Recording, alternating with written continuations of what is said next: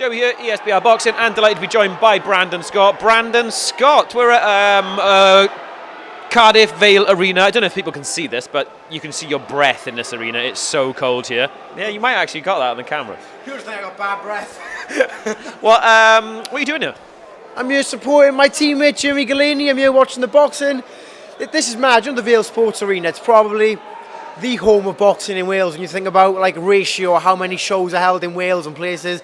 I had 3 of my fights I've had here. 3 back to back. I had 3 fights here. You interviewed me after every one where I think I had a helmet on after 2 of them. And then the other one I was in a Karate Kid costume.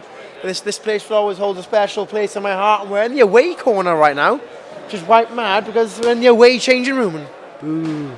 Yeah, I think changing room is probably a big statement for where we actually are. But anyway, let's talk about it. Just slightly out of shot, maybe you can lift your hand for us. What's the latest with the hand situation?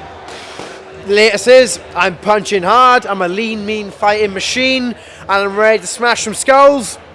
If you want to know the truth, at this point it's just a cool scar now. I can make some hard contact with it. I'm sparring, training hard. The only thing I have to be careful of now is just, like I said, silly blisters, which is things you get on my left hand too. Fighting 6 weeks today, I'm sparring, I'm punching hard, and I'm not going to lie, you realise how much you need something when you haven't got it. It's like, I was doing a podcast the other day and I said, the way my relationship with boxing is right now, I'd sum it up with do you know the song when it goes, you only know you love her when you let her go? That's boxing for me. You know, when I'm training constantly, I'm like, oh man, I wouldn't mind a break, I wouldn't mind a week off. A week after the surgery, I said I was limping downstairs because they took bone on my hip. I was limping downstairs. I was like, ma'am, you've got to tie my shoelaces so I can go running, and I can't because I've still got the cast on. I was like, I've got to train. You don't realise how much you love something until you can't do it anymore. So I'm not taking nothing for granted now. I'm enjoying life. I know you've talked to other channels, obviously, about the hand injury and the surgery that's fixed it. So just to sort of summarise that, they've taken a bit of bone from your hip, they fused it into your hand and put in some sort of thin metal plates to keep it all together. Now, you just showed us there, the hand is okay. We've seen footage of you on the pads with Gav, that sort of stuff, like you're hitting hard. How long did it take for you to mentally realise, like, oh, this actually works? Or were you reluctant? What's it going to be like when you've got to hit someone in the head with it? Is there any sort of something in your head nagging you, or are you feeling confident? Well, here's the thing as well, see, obviously I need to train constantly, and I'm not just going to take 6 months off sparring. No way in hell can it. Fighters will know, you can't just take 6 months off sparring, it can't happen. So what I started doing, I was jab sparring a lot. So sparring, just jabbing. I thought it's a great chance to improve my jab, and boy has it, my jab's on fire right now. Because I was jabbing so much in these spars, when I started back normal sparring as well, not only was I trying to overcome the mental block of throwing a right hand, I was just so used to throwing only jabs. So it was like a case of a bit reluctant to throw the right hand, the timing was off, and I was so used to this jabbing anyway. So it took me a couple of weeks to get used to throwing the right hand. And the confidence, I'd say the confidence, I'm very honest, I'm an open guy. I'd say the confidence isn't fully there yet, but it's coming rapidly now. Now I'm starting to take a bit more risks with my right hand. The timing's getting a bit better. I'm not worried about hitting elbows. It's coming back at a faster rate as the longer time goes on. So I'm back to normal now, but it's weird, it's a mental block.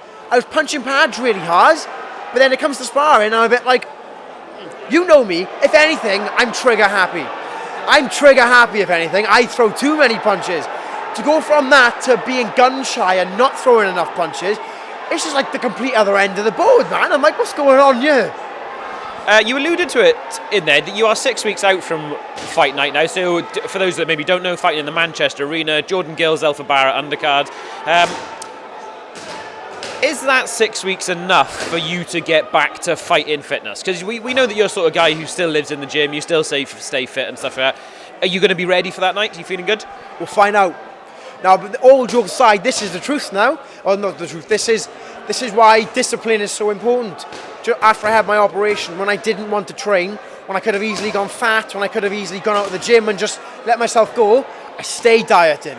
I stayed running. I stayed punching pads, and I did everything I could when I could. So now I know when I fight, I'm fit.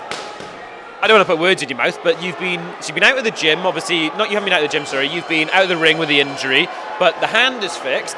You were able to work on things that maybe you weren't focused on before, like the jab. Still running, still fit. Are we just going to see a better version of you? Look, I'm done saying I'm going to knock him out. I'm done saying watch my next fight. A lot of people, because you, Dowie, you've been there since the very start. You interviewed me before I officially turned pro. Dowie Thomas, a big shout out. Guy deserves all the credit in the world. He's one of the good guys in boxing. But a lot of people only know me from my last 2 fights, where I've had one hand. Everyone knows now, I had an operation, I've got both my hands back. If you know me from my last 2 fights, watch my next fight, and I'll show you there. I'll rest my case, I'll say nothing else. In sort of a closing, really, it's not going to be it's not strange or new to you to be taking abuse, if you want, or getting a bit of hate online and stuff like that. Now, you've matured, you've seen more, you've been around a little bit more, you know a bit more. Does that stuff now just sort of, bounce off you? Because there must have been a point, especially when you were this youngster, a bit of profile, doing stupid stuff, there must have been a time where it was hurting a little bit.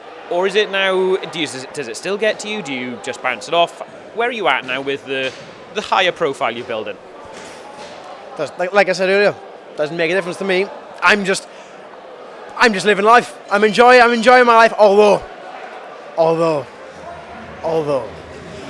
the only hate comment that's ever teared me apart, I'm a free spirit. Comments don't affect me, right? But people are saying all these different things, cringy, this. Someone said I had Lego hair. Now I'm sorry, but there's a line. There is a line. Cringy, dick, Lego hair. Do I have Lego hair?